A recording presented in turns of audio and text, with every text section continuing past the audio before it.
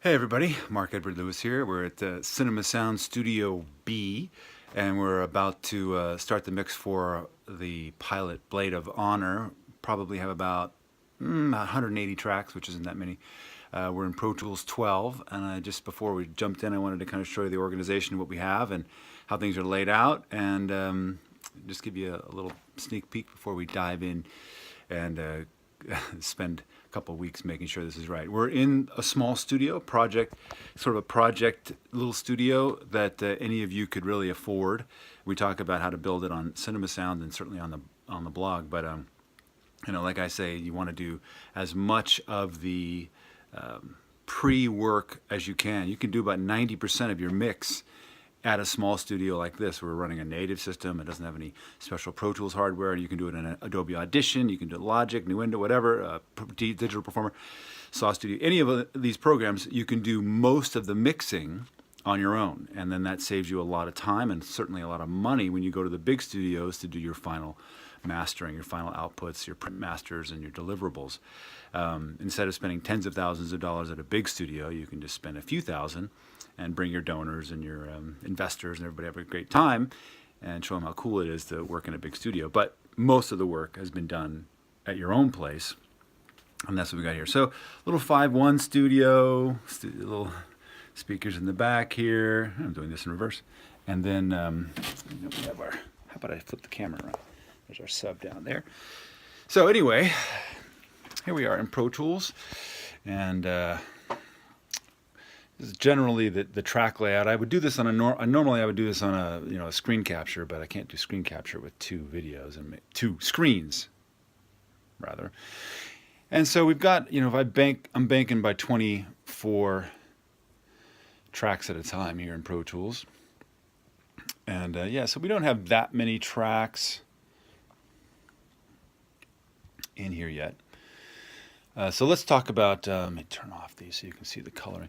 The beginning of this session, I like to keep things as organized as possible, not just with color, but also just organization. So the beginning, we've got the master bus. All these channels are feeding this master bus. It's in, obviously, surround, 6 channels, 5.1.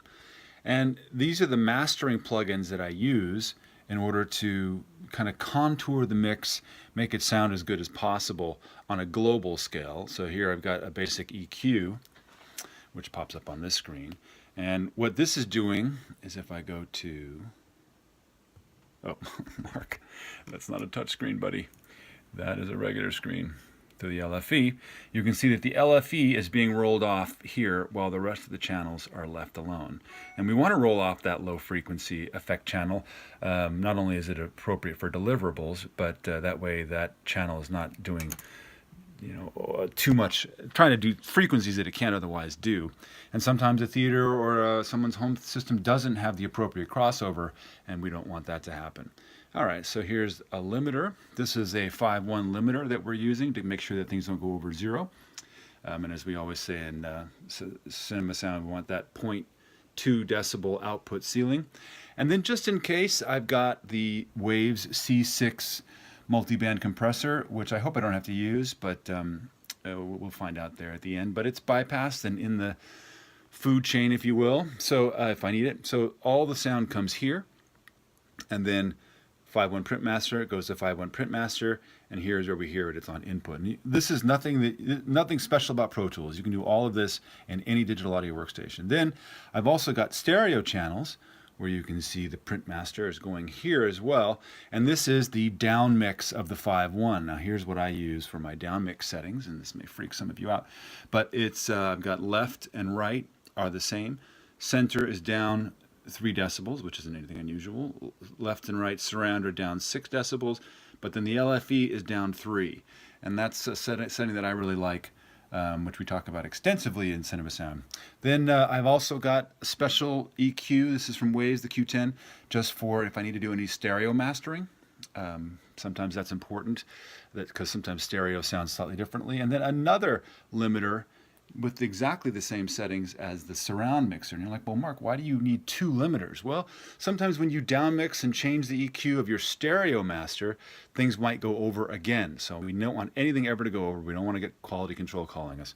So we just use two limiters. This limiter would be doing very, very little, if anything at all, especially on a cinnamon mix. Cinema, not cinnamon. And then this is all the dialogue. So that's the master section. Then from the red all the way over here, we'll jump back in here to the Raven mixer. From all the way over to here is the dialogue. You can see we use tons and tons of plugins. EQ, the vocal writer, Waves API. This is a special EQ. No, there we go. That's a vintage EQ that I use specifically for distance to camera mixing. So when things are close, they get a certain EQ, and when they're far away, they get that one of those EQs, and I automate it. And then all the various reverb sends that we have going to create ambiances and what they feel like in the room. Make sure they're in the right room altogether. Many, many of these things. Many, many, yay. We still got to go here a little bit until we get to about here. Cool. Let me turn that off. So these are all the reverbs now at the far end of all that dialogue. I've got a mono reverb here using just a very basic built-in simple reverb, and it's in mono. Mono. But I like mono reverbs in a very, very short setting. We're talking about a half a second there. And I mean, really, really short. So that the cuts in the dialogue are blended just a little bit better. It's very, very low in the mix, and it's only coming out of the center channel. And then I've got a gigantic 5.1 reverb as an effect that I use. And then I'm using stereo, even though these are on the same input, which means they're getting fed the same thing. This is for the bridge, where you can see one stereo reverb is forward and the other is back, but both of these have almost identical settings, slightly different on the surround. And that really creates a beautiful surround reverb without putting reverb into the center or the LFE channel, which we never really want to do anyway. And I've done that a couple of times here and here. There's just a surround delay there. This is another, this is for a specific scene in the birthing chamber, and this is for the cockpit. It's a very, very short reverb, but it's in surround and coming out of the center channel, which is somewhat strange, but we like that sound. And then a few other things. This is where all the dialogue shows up on the dialogue bus, which means that if I want to add a special EQ or a compression to the dialogue, I can do that. I've got isotope neutron in there. And then I've got a VCA bus, which isn't present on some digital audio workstations. It allows me to automate all of these faders at once in dialogue by simply moving that one up and down. Now, it's true I could do that with the bus, and on a program like Adobe Audition, that's exactly how you would do it. I just like having a separate control there. Just because that's cool. Now let me show you here. I'm gonna switch hands. We have this other thing here. Let's see, where am I at here? Yeah. So here's some dialogue tracks. The picture I'll drag over to here. Actually, where's the Richard Hatch ones? I'll show you vertically here. So on the vertical edit window, there's the yellow up here at the top, and then the red starts coming down.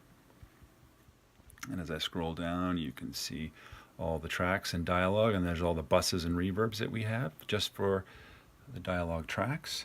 And so here's some Richard Hatch dialogue up here. You can see DeCarrick. We've got him on his lavaliers if we wanted to use it, the shotguns if we wanted to use it, and then various special verbs that we have going on, like when he's speaking from a monitor.